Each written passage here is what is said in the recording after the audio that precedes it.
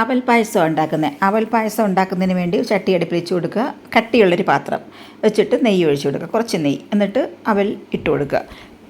Brown ആയാലും വെള്ളയായാലും ഏത് അവലായാലും കുഴപ്പമില്ല. എൻ്റെ വെള്ള ഉണ്ടായിരുന്നത് വളരെ കുറച്ച്. ഞാൻ അപ്പോൾ ഉണ്ടാക്കുന്നത് ഇന്നലെ രാത്രിയിൽ ഉണ്ടാക്കിയത്. രാത്രി ഒരു 10 മണി കഴിഞ്ഞപ്പോൾ എനിക്കിങ്ങനെ ഉണ്ടാക്കണം തോന്നി. ഇന്നലെ വീഡിയോ ഒന്നും ഇട്ടിട്ടില്ലായിരുന്നു, അങ്ങനെ ചെയ്തതാണ്. എന്നിട്ട് അത് ഒഴിച്ചു കൊടുത്തിട്ട് ഇത് നന്നായിട്ട് ഇളക്കിയതിന് ശേഷം പാലൊഴിക്കുക. പാലൊഴിക്കുന്നത് ഇടയ്ക്കിടയ്ക്ക് വീഡിയോ ക്യാമറ ഓണാക്കാൻ മറന്നുപോയി. കാരണം ഞാൻ ബിഗ് ബോസ് കാണുന്നതിൻ്റെ ഇടയ്ക്ക് ഓടി വന്ന് ചെയ്തതാണ്. ഇത് ഇടയ്ക്കിടയ്ക്ക് അങ്ങോട്ട് പോയി നോക്കുന്നുണ്ട്. അപ്പം ക്യാമറ ഇടയ്ക്കിടയ്ക്ക് ഓണാക്കാൻ മറന്നുപോയി. അങ്ങനെയൊക്കെ പോയിട്ടുണ്ട്. ഏത് പാലായിരുന്നാലും കുഴപ്പമില്ല, നല്ല കട്ടിയുള്ള പാലായിരിക്കണം എന്നുള്ളതേ ഉള്ളൂ കേട്ടോ. പാലൊഴിച്ച് നന്നായിട്ട് തിളപ്പിച്ചെടുക്കുക.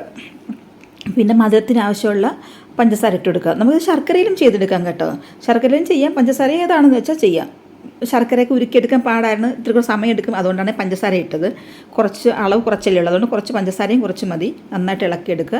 അത് കുറുകി വന്നോളും, നന്നായിട്ട് കുറുകി വരും. ഇന്നലെ രാത്രിയിൽ 10 മണി കഴിഞ്ഞപ്പോൾ എനിക്കിങ്ങനെ പെട്ടെന്ന് ഇങ്ങനെ പായസം കുടിക്കണം തോന്നി. അങ്ങനെ ഇപ്പോൾ എന്ത് ചെയ്യാം, പെട്ടെന്ന് തയ്യാറാക്കി എടുക്കാൻ പറ്റുന്ന എന്ത് പായസം വെക്കാമെന്നൊക്കെ ഞാൻ ആലോചിച്ചപ്പം ഫ്രിഡ്ജൊക്കെ തുറന്ന് നോക്കിയപ്പോൾ പാലടയാണ് പിന്നെ ഉണ്ടായിരുന്നത്. അതിന് കുറച്ച് സമയം എടുക്കുമെന്ന് കരുതി നോക്കിയപ്പം പിന്നെ ഇതാണ് പെട്ടെന്ന് ചെയ്യാൻ പറ്റിയത്. അവലും പാലും കയ്യിലുണ്ടായിരുന്നു. പിന്നെ നോക്കിയപ്പോൾ ഈ മിൽക്ക് മെയ്ഡിൻ്റെ ഒരു പൗച്ച് ഉണ്ടായിരുന്നു. അതെല്ലാം അവിടെ ഞെക്കി പിഴിഞ്ഞൊക്കെ ഒഴിച്ചു, അത് തീർന്ന്.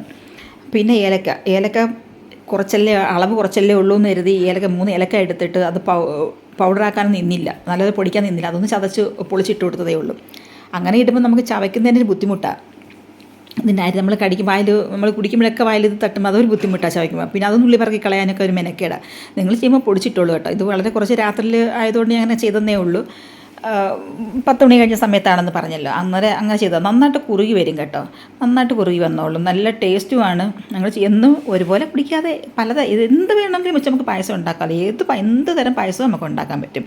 എന്ത് സാധനം വെച്ചിട്ട് നമുക്ക് ഉണ്ടാക്കാൻ പറ്റും പായസം.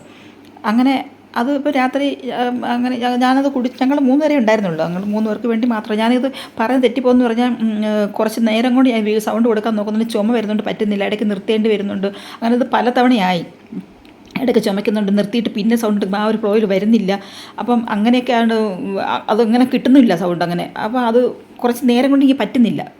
ചുമയ്ക്കുന്നതിന് പെട്ടെന്ന് പറയാൻ നോക്കുമ്പോൾ ആ സ്പീഡ് കൂടി പോകണേ, എന്തൊക്കെയോ ആയി തെറ്റി പോകുന്നുണ്ട്. അപ്പം ഞാനിത് കുടിച്ചോട്ടെ, വീണ്ടും കാണാം. നല്ല വീഡിയോ ഒക്കെ.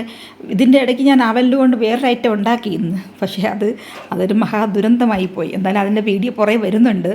ദുരന്തം നിങ്ങൾക്കും കൂടി കാണിച്ചു തരാം എന്താണെന്ന് വെച്ചാൽ. അപ്പം ഞാനിത് കുടിച്ചോട്ടെ. ഇത് പറഞ്ഞ് തന്നെ വീണ്ടും പറയുകയാണെന്ന് എനിക്ക് തോന്നി. എനിക്ക് തന്നെ അറിയാൻ വയ്യ ഞാൻ എന്തൊക്കെയാണ് പറയുന്നത്. അപ്പോൾ ഞാൻ നല്ല ചൂടാട്ടോ, ചൂടെന്നാണ് പറയുന്നത്. അപ്പോൾ ഇത്രയേ ഉള്ളൂ. വീണ്ടും കാണാം. Okay, by.